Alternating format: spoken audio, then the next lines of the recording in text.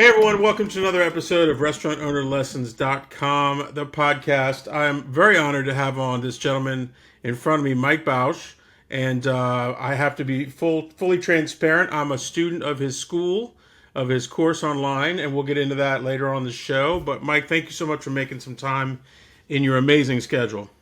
Well, thank you so much, and I appreciate being on here. Yes, sir. So, I have heard pretty much most of your story, but if you can give us just 2 minutes or whatever you want, as long as you want, of your come up in the industry. I know you had quite a history, so just to get everybody some context why you'd be here. Well, in the restaurant game, I started working in restaurants like a kid. Nothing special there, but I was going to college, planning to be a lawyer, going to Officer Candidate School of the Marine Corps to do JAG law. Found out I had type 1 juvenile diabetes. That's the kid diabetes, not the old man diabetes. While I got done with training, and then I was like, okay, what am I going to do with my life? I went to law school, said, no, that's not it. And then my brother was getting transferred to Tulsa. I grew up in New York, in the Bay Area of California. And I was like, all right, let's open a restaurant. So I opened a pizza restaurant because I thought that would make the most sense for the area. Slightly working in pizza. Loving pizza growing up on the East Coast, but not like born in, it's like liking movies, but then becoming a filmmaker. You could. But, Yeah, right. And then I just dedicated my whole existence to knowing every aspect of what the game was, especially the food. And I think that was a cardinal sin that I learned now is like food, super important. Super, obviously. But then I realized over time that that's the price of entry. And, if you have people calling out all the time or your marketing's not where it needs to be, and I started working on all these other aspects and my life got better and easier, opened up. By the time we reached 5 restaurants, I was like, okay, I need to create systems. I can't train every one of these stores. And then I created that system, and then we had our son, and I was like dedicated to seeing him grow up. So I built more and more systems. Now we're at 12 different stores across 7 brands, 300 employees. We're on track for 16 million this year. We're opening up another brand in the next year. And we also, then I wrote a book, went to #1 on Amazon about how to run and maintain a restaurant, and took the stuff in that book, helped out a few restaurants with consulting, and then thought that it was a smarter play and I could help more people if I put it into a course with group Zooms and a community, and that's what I created with the Unsliced restaurant system that you mentioned before.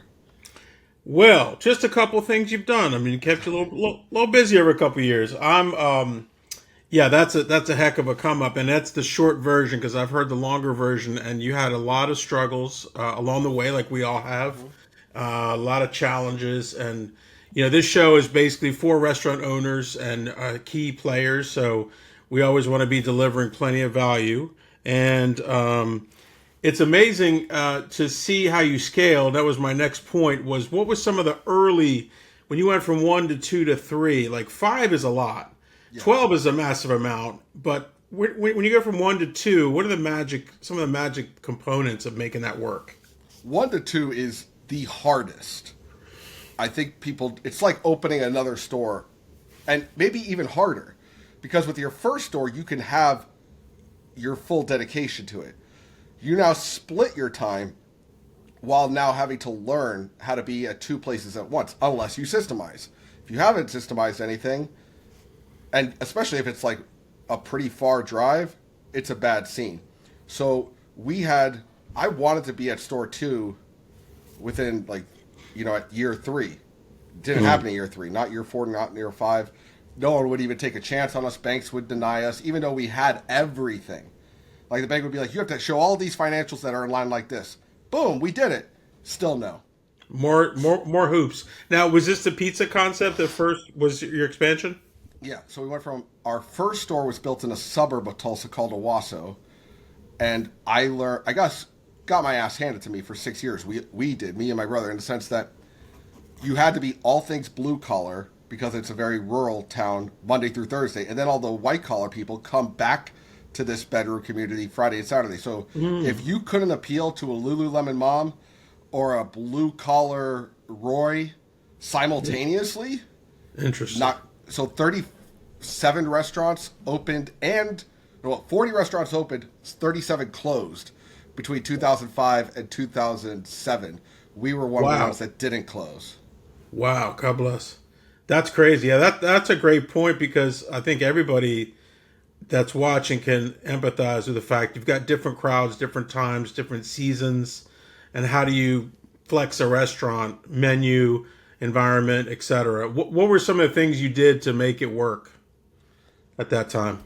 I was seeking to appeal to the high end customer primarily, but then make approachable things. I think it's a better play to go for high end and then make other things approachable than to go low end, because high end's never going to come to you. So Right. you make an impeccable product, build purchase pride in that product, alleviate purchase anxiety of like, is this going to suck? And then give affordable, like we created the unlimited pizza, pasta, salad option for lunch. So that was like, okay, if I'm the type of person who wants a buffet, but we are not a buffet, we can now appeal to them. And then I really, not knowing that this was going to be like what I teach today, I leaned in on, what do I have? I don't have money. I don't have buying power. I don't have a lot of anything other than me. So let's use me and be the face of the brand and create human connection as much as possible. With the little money I had at the time, sending out a letter, like not a coupon, but like a big letter, like, hey, to everyone in the zip code that was of a certain, above 40K average in a domestic house. Hi, I'm Mike. I live in this town. I created this restaurant with my brother. I would really like to see you. If you haven't been, this is what we're about. And here's $5 to use towards anything in the store. That was a dumb move I learned, because some guys was like, can I get a beer? But Yeah, right. I had no barriers on it at all. Not even an expiration date. And that... You got one 9 years later, right? Yeah. That is actually... I got one... The last one I got... So I put that out like 2006, 2007. I remember getting one in 2019. Wow. Yeah. And I was like, shit, I'll honor it. Yeah, what are you going to do, right? Yeah. So yeah, that's leaning in on the endearing nature of, hey, I live here, man. Let's go. Right. I'm your neighbor. And never like, buy from me because I'm local. I know a lot of people say that. I don't like that. I think it comes off like I'm a charity case. I don't want that. Right. I want people to be like, I really, really care about this. And I think you will too. Right. There's a lot more meat on that bone. Yeah. Well, if I could point out one thing that I find some restaurateurs unable to do, which sounds like you were a master of, is being flexible, right? Not smelling your own, perfume, so to speak, and just being willing to say, hey, you know what? Okay, the buffet didn't work, or the unlimited did, and I'll try this, because in the first couple of years, especially with a new concept, now you're obviously proven and seasoned, and a new concept becomes a launch that is pretty predictable. We actually talked about that on one of the calls. But I think what I saw during the pandemic especially was people that were high end were not willing to like be flexible and realize, hey, we can't sell, blah, blah, blah, caviar, smoke, and, presentation. We got to package it to go, for example. And those that did, I pivoted so much we spun in circles, right? We were selling pasta out the back door and fish and whatever we had to do, right? We all went through it. Thankfully, if we're still here, you had to be flexible and have a humility to break yourself down a little bit. Totally agree. So, and pizza was pretty easy in the pandemic, but we have a fine dining restaurant, Prossimo, all fresh pasta, rated by Tulsa World as the best new restaurant in Tulsa when it came out in 2019. It's high end. It's our chef is a CIA trained chef, and me and my brother came up with the recipes, the original recipes, and then let him run from there. With that said, when COVID went down, we were exactly the same way. Like, oh crap, we got to pivot to DoorDash, and DoorDash has another arm called Caviar, which is like high-end DoorDash. Mm-hmm. At first, we were like, oh, I don't know. When I saw Carbone was on Caviar, I was like, all right, we're fine. Yeah, we could do this. Okay. And that's what we did. That's awesome. How did you? You mentioned the financial part briefly, but I want to dive in a little bit, if you don't mind. How did you get like you said, you put all the good documents together. You went to the banks. You jumped around in a circle 3 times and saluted, and probably they said no a few times. What was the magic in getting your financing going, and how did you finance? In terms of like private equity or banks or a little combination? Still the bank. So the first restaurant was just very little money to open, and then we took profit and put it back in, the whole thing. That was it. Then some of my, my brother's bonus from moving out here, nothing crazy. Store 2, we went to our normal bank, our local bank. They said no. Then we went to like the Globo Bank of Oklahoma, the I could say it, Bank of Oklahoma, and I would say this to them today, like they screwed up big because we would have made them a bunch of money. And then, I competed in Salsa Maggiore, Italy, in the World Pizza Championships. I'm on the World Pizza Champion team. I'm there with Tony Gimignani. If people know anything about pizza, they know he's essentially the Michael Jordan of pizza. So I become friends with him. I create this whole story. I don't know how to market it when I get back. I start marketing it. We're still pitching for financing. And then another family bank, even more family than our first bank, in the to the east of Tulsa, we asked them, and this is the type of bank that like doesn't have ATMs around town. They're really a bank that does more commercial lending to independent businesses. That's their whole thing. And I find that almost every city has a bank like that, but it's not the most known bank. And that's who I advise you go towards. Not the bank closest to you, certainly not the biggest bank, but the one that's steeped in creating relationships with businesses. And they looked at everything we were doing. They're like, yeah, you guys we're willing to take a chance on you. With that said, they took a chance on us because we had an SBA loan, and the loan was backed also by the Tulsa Economic Development Corporation, TEDC. And my brother and our family having a veteran background didn't hurt. So if you or anyone listening is seeking a loan, SBA helps it. SBA can be a pain in the ass. But if you're a minority or female owned, or your wife is a part owner, it's significantly easier. And if you're wondering, like, this is what I advise now to people, well, I don't know what programs I have. I don't even know where to look. Just ask ChatGPT. Like, ask what loan, and you'd be surprised how well it'll pop back like 7 options to pursue. That's amazing. Yeah, we're going to touch on technology in a minute, but yeah, we've talked on the calls a little bit and heard you talk about. It's amazing what ChatGPT is doing nowadays, and I feel like it's just getting started. But when you think about what it can grow into, it's going to be something. I know I've picked up some real good tips from you and real good platforms, Ovation and others. What I liked when I saw what you talked about, you were very marketing forward, tech forward. Speaking to small restaurateurs who may or not kind of believe in it, what would you say from your perspective, growing from 0 to now 12, soon to be 13, sounds like restaurants? What do you feel technology does for you? Well, technology is a very ubiquitous term, and what technology can do, it's you're going into the workshop. What tools do you want?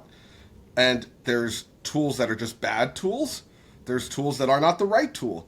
There's tools that do too many things for what you need across the board. So it's, okay, what do I need and what's the best tool? And then is it viable? So Ovation, for example, is a tool I believe in. It helps you get more reviews that are not BS, and do loss prevention with your current current customers. Great tool. If we're looking at a Swiss Army knife, this is the knife.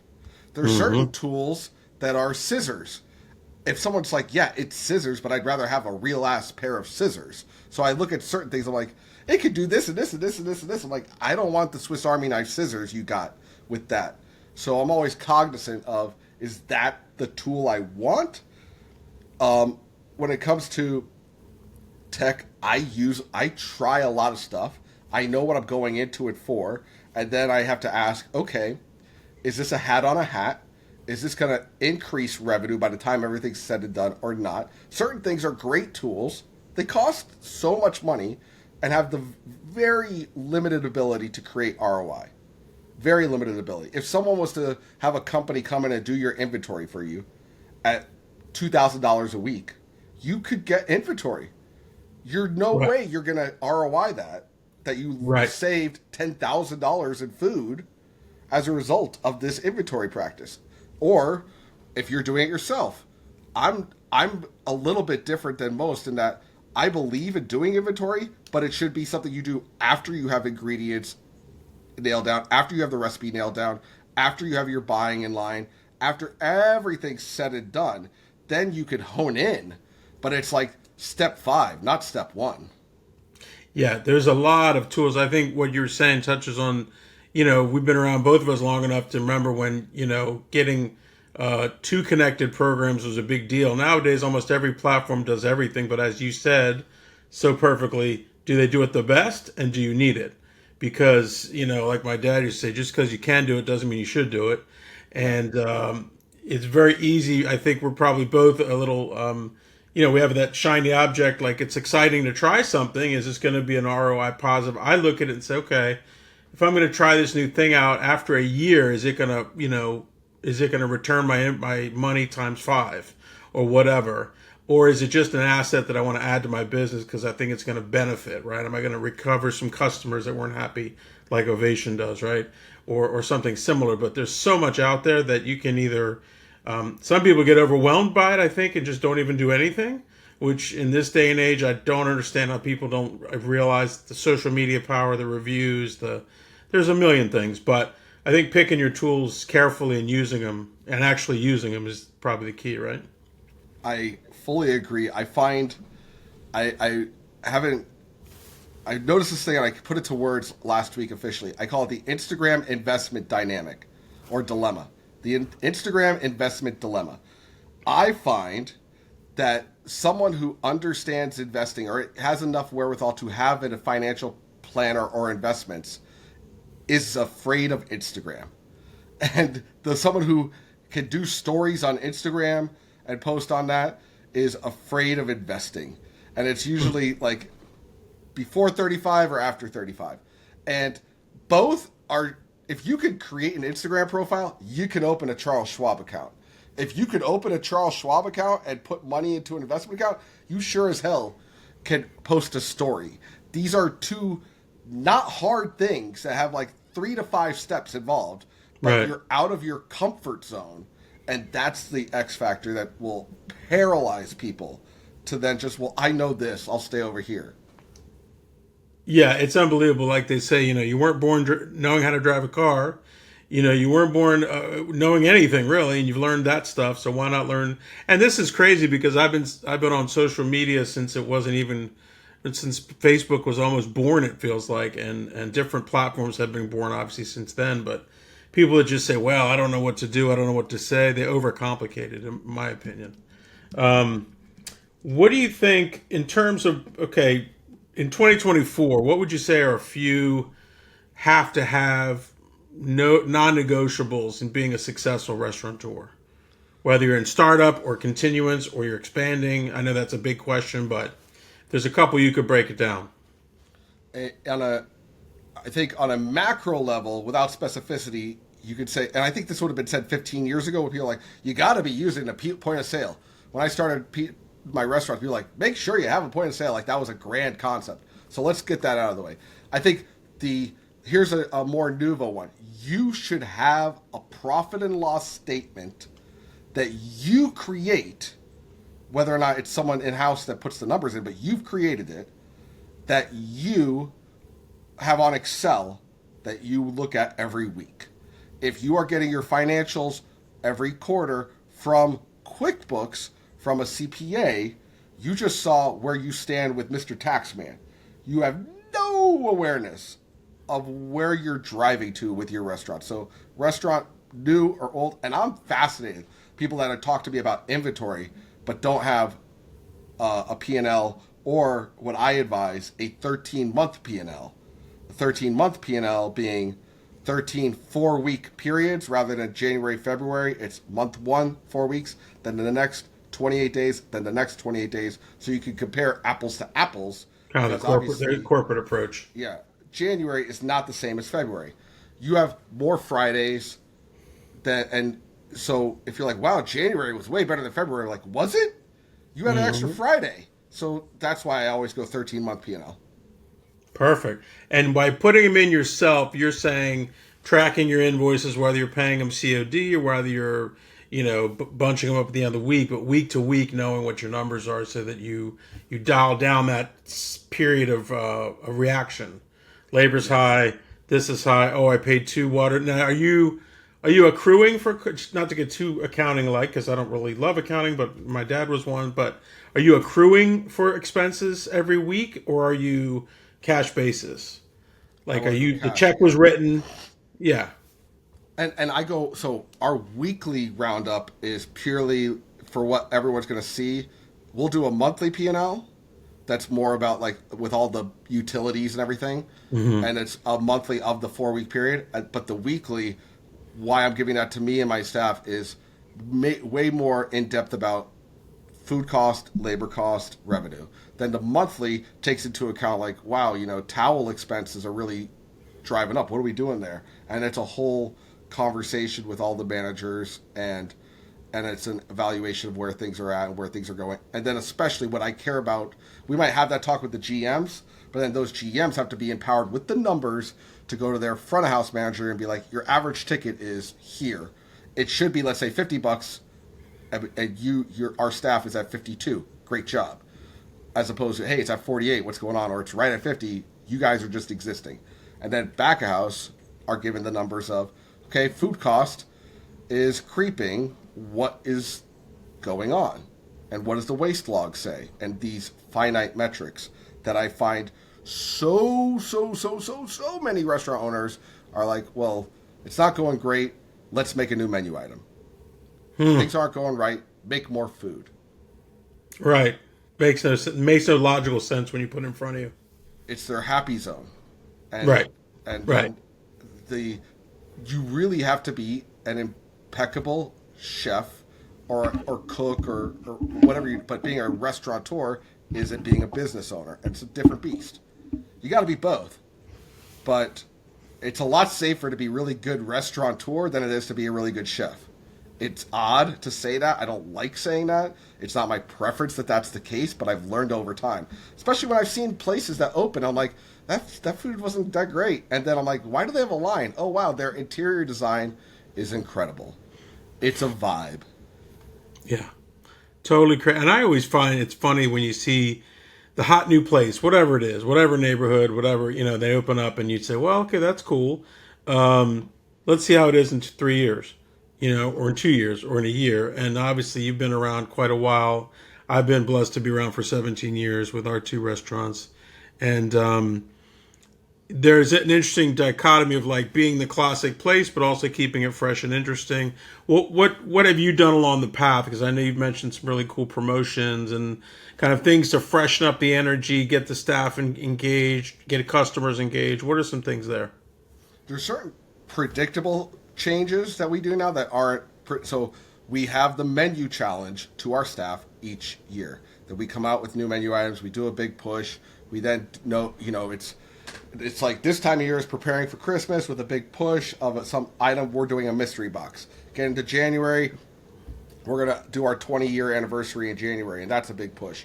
Get into February, you have Valentine's Day in and around, and there's a push. And then we get to training for managers, training for staff, and I'm not saying regular training that's always existed, next level ongoing education training. Like, there's these things that we do all year round that seem like anomalies, but they're not. They're calculated and the same every year to keep things fresh. By summer, we do Andomania, where all the staff is competing against each other at a massive party to build morale.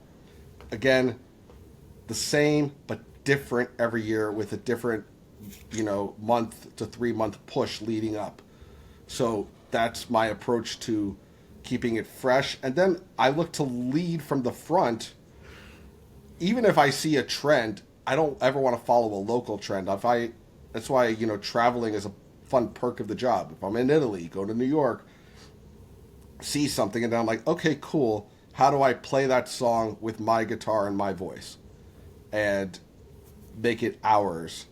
And do our thing with it. And I oddly get a lot of inspiration from Tarantino as a film director. I'm like, okay, he's uniquely him, but he pulls from a lot of stuff. Mm-hmm. And on the inverse of that, he could make a movie about playing checkers.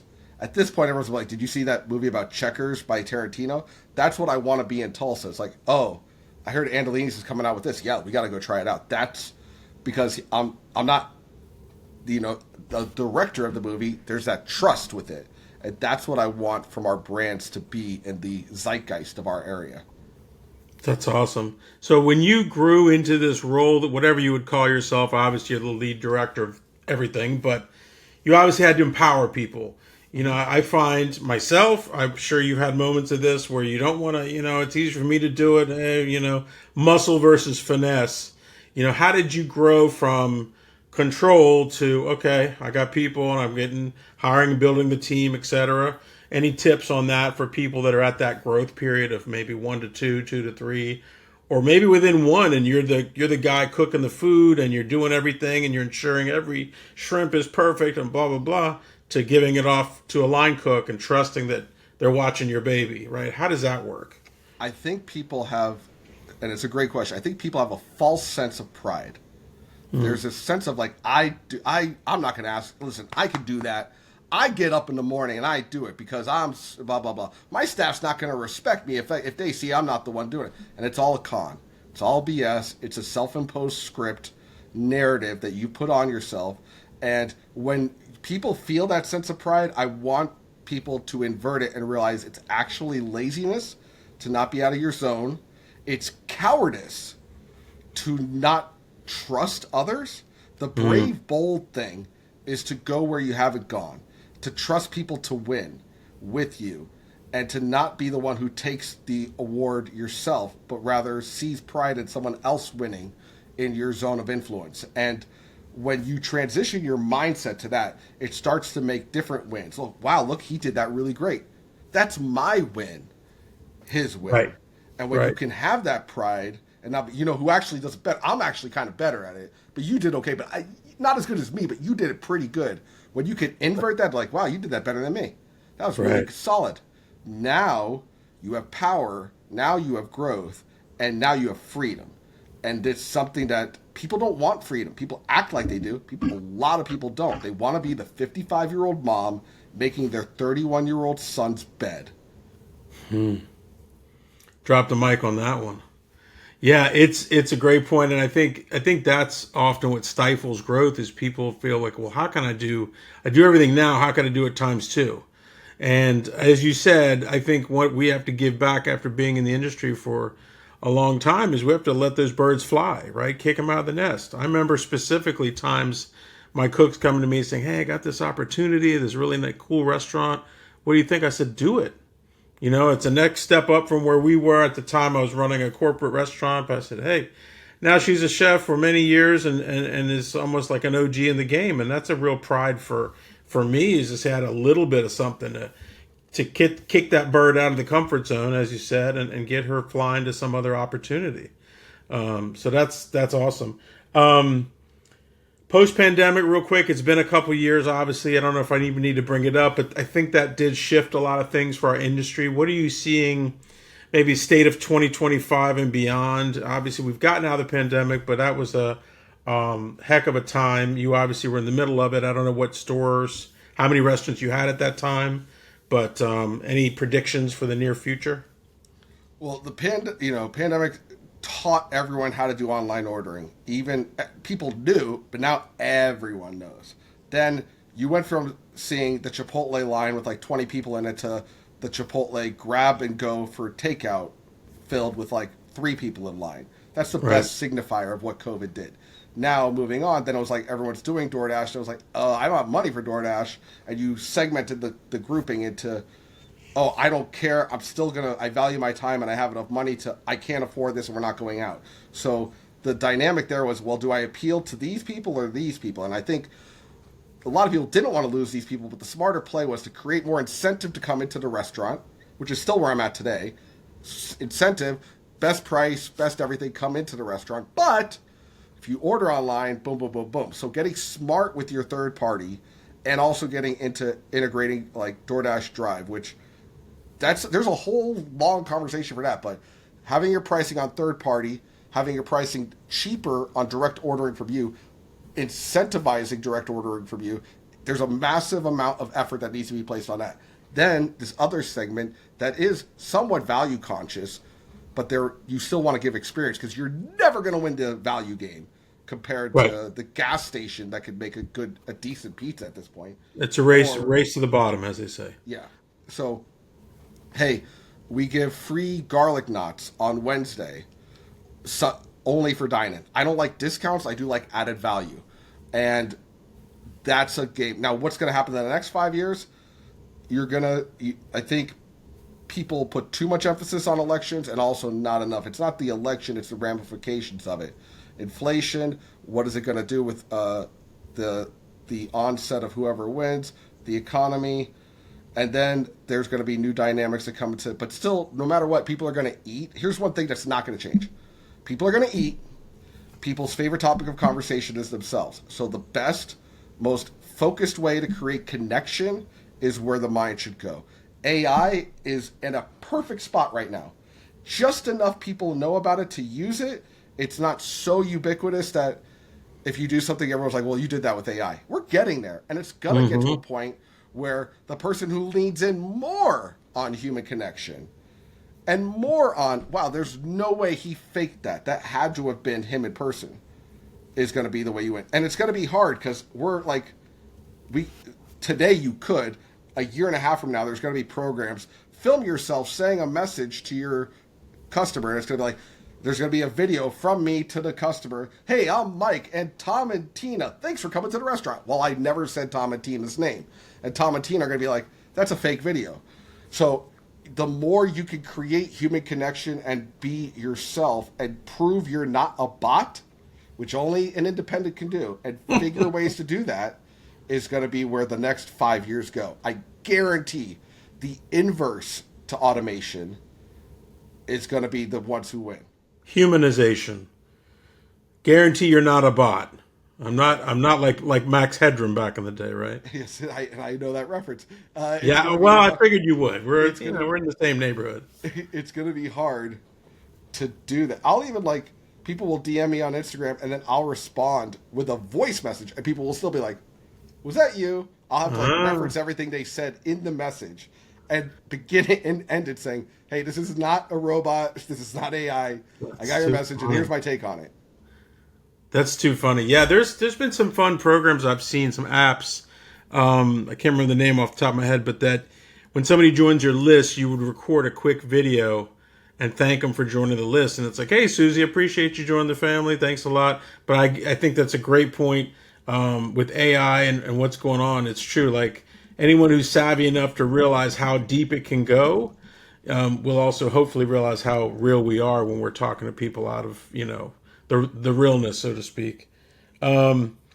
So I want to respect your time, but I want you to talk about your program, Unsliced. I am a student, and I will have to certainly espouse the benefits.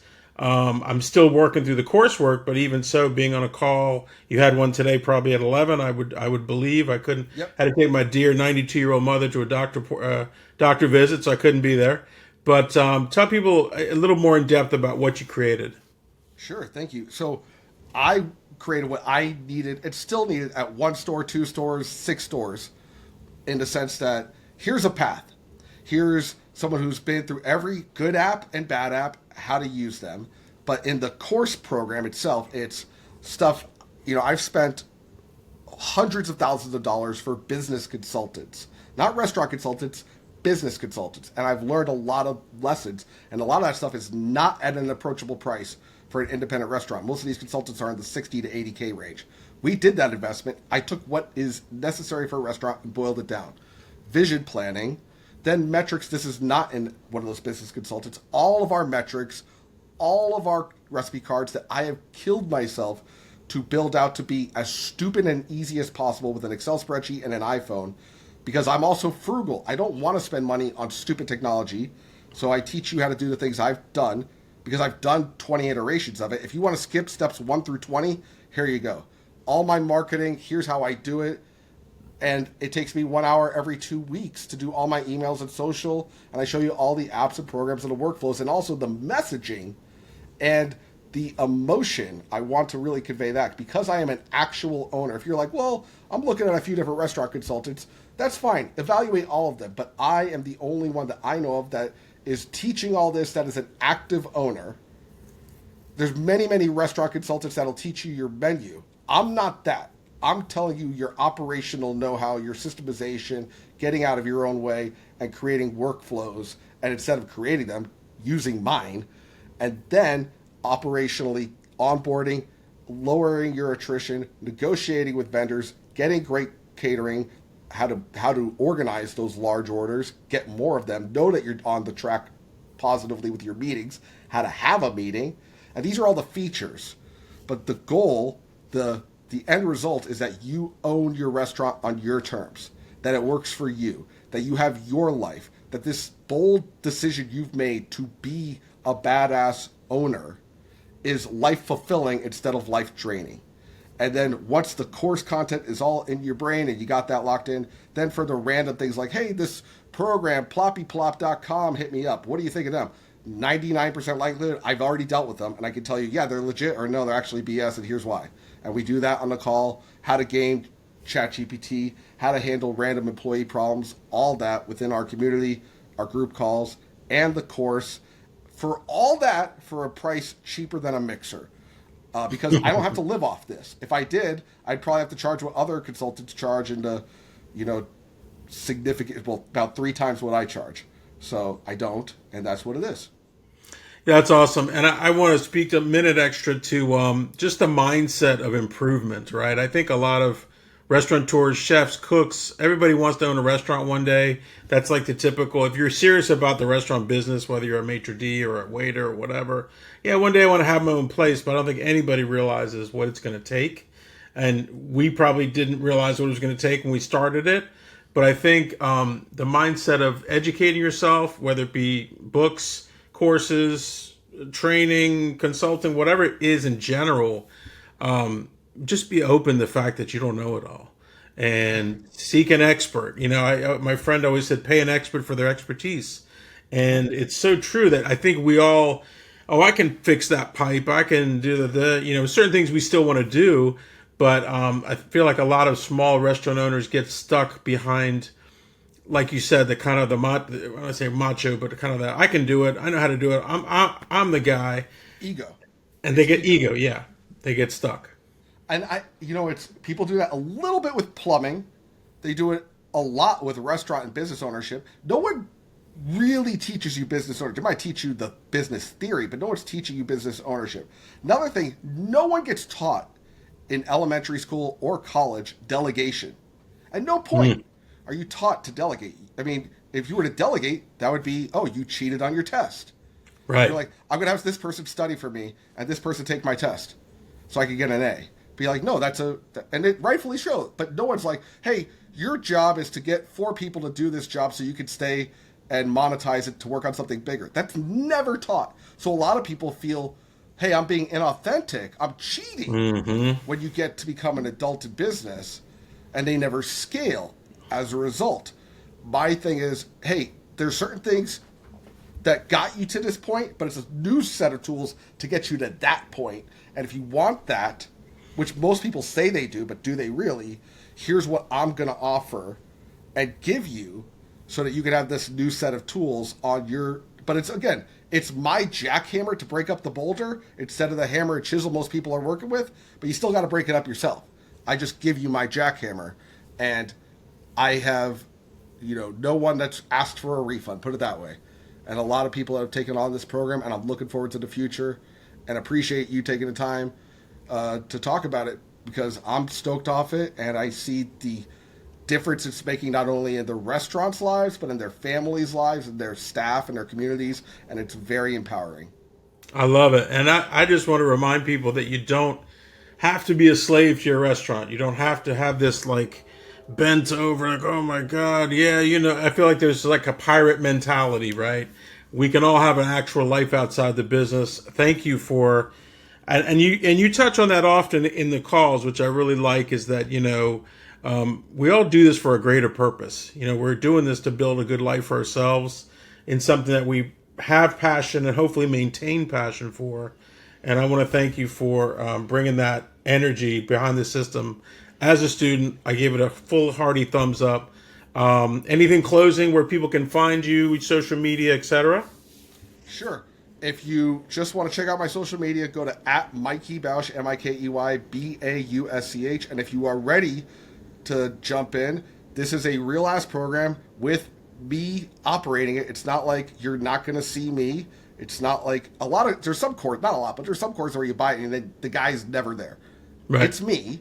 And you go to getunsliced.com, put in a very little bit about yourself. It'll go to our calendar and we will be in talks to get you out of your own way. Maybe tell them Chef Tony sent you. I don't know. I mean, it could be something. If they say that, I am more than happy. Say Chef Tony sent you, and I will make it worth Chef Tony's while. So, amen. No, it's a great. It's honestly a great program. I'm excited to keep moving forward with you, and I can't imagine what your Google Calendar looks like, but I appreciate you carving out some time for us. Right on. I appreciate it. Thanks, everybody, for watching Restaurateur Lessons. I want to thank Mike again for his time, and we'll see you on the next episode.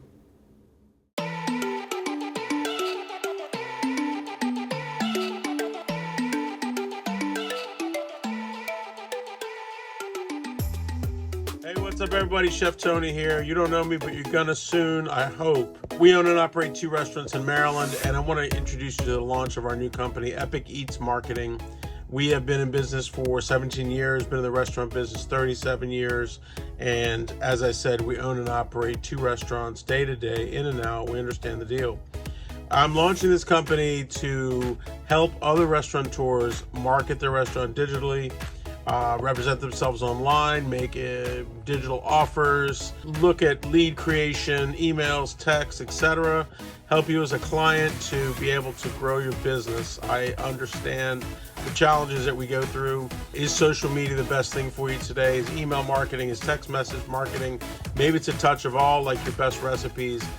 Nuances matter. And so I wanted to introduce you today to opt in down below or to the left or right. I have some free information we're going to give you to get you started on the path of improving your digital footprint. It's 2024 and beyond, and we're going to be not going anywhere but up in technology. We love to create guest experience for our people. We love great food. But the key is that you're out there getting discovered. I'm empathetic to restaurants that don't have the impact digitally that they should to be able to survive in today's market. So give me a moment, give me your name and email down below. We'll get you some free information to start. If it's a fit down the road, we can have a conversation and perhaps take you as a client to understand your needs as a restaurant business and help you move forward. I appreciate you watching. Great luck on your next shift. Take care.